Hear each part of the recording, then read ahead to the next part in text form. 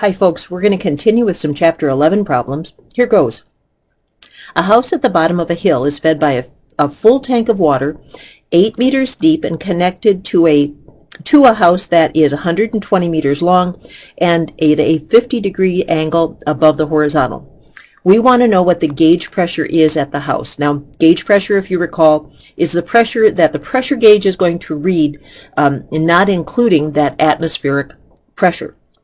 So this is going to be determined by pressure at depth. Now, pressure at depth is density of the fluid, height of the column of fluid, acceleration of gravity.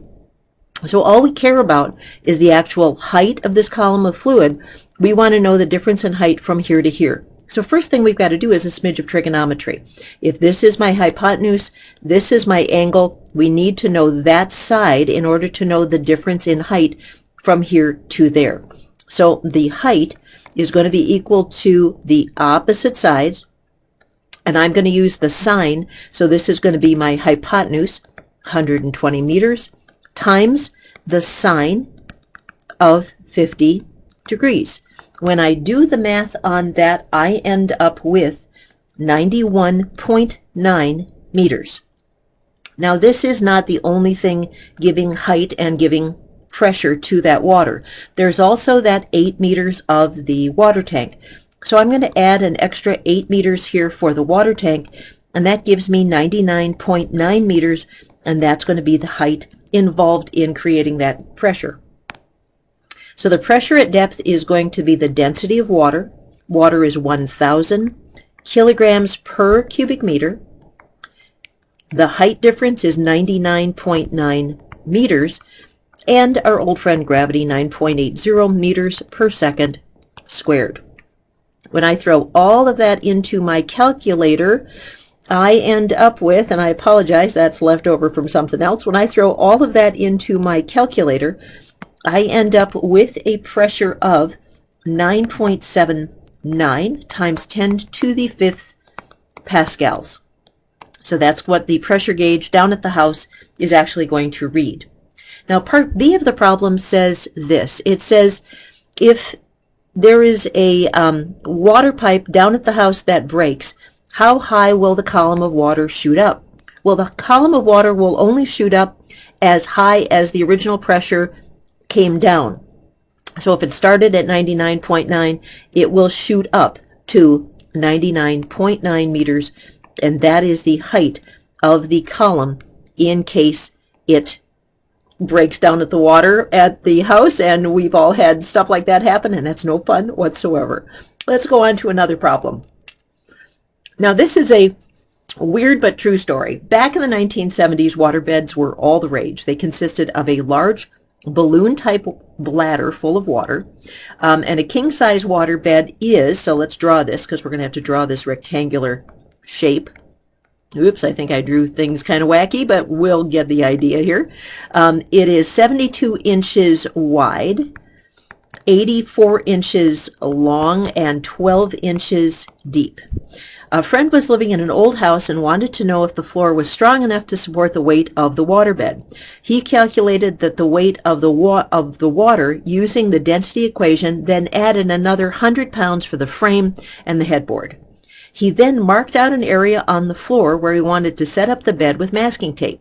He invited over a bunch of friends, gave them each a beer, asked them to stand in the taped out area, and the logic was if the floor could hold all the people, it could hold the bed.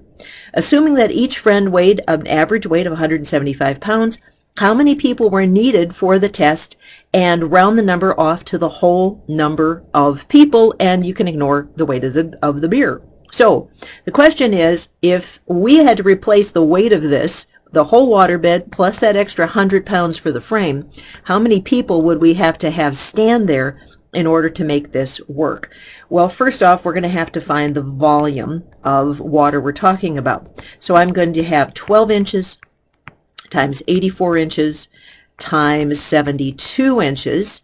And when I multiply all that out, I'm going to end up with 72,576 inches cubed.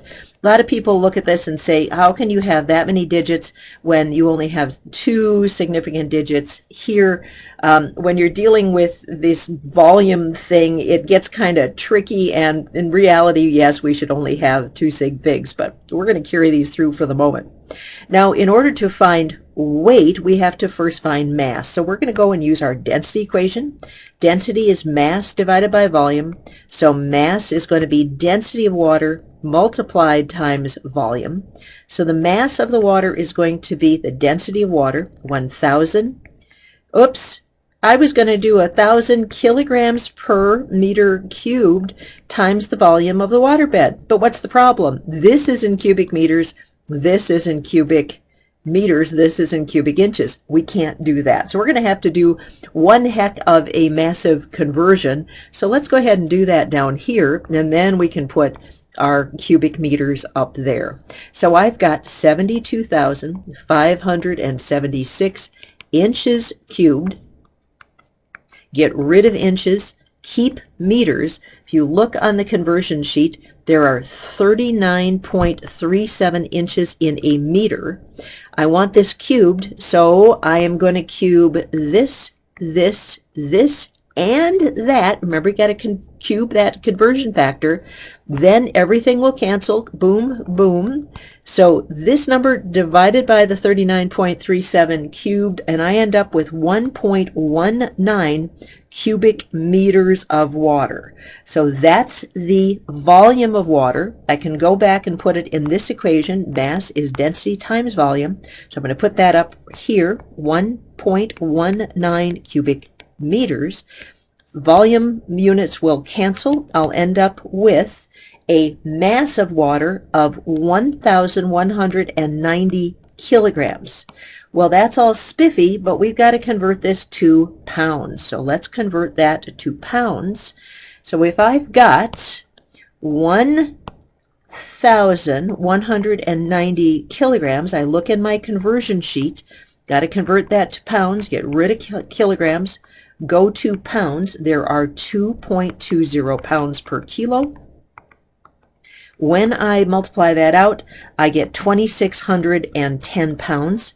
Now we're going to keep this in 3 sig figs.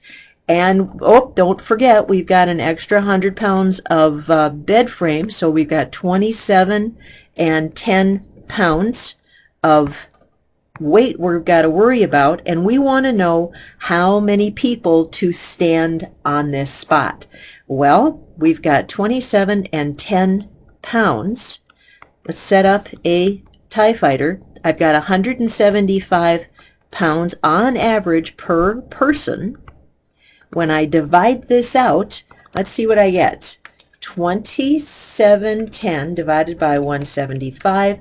I got 15.5 people. It said round off to a whole number of people, so that's going to be 16 people. And it said ignore the weight of the beer. And yes, this is a true story. It was my husband. He's kind of a wacky guy. They didn't fall through the floor, and he did have a water bed in that spot for a very long time, but it was the 70s. It was a long, long time ago. All right, we'll see you later. Bye-bye.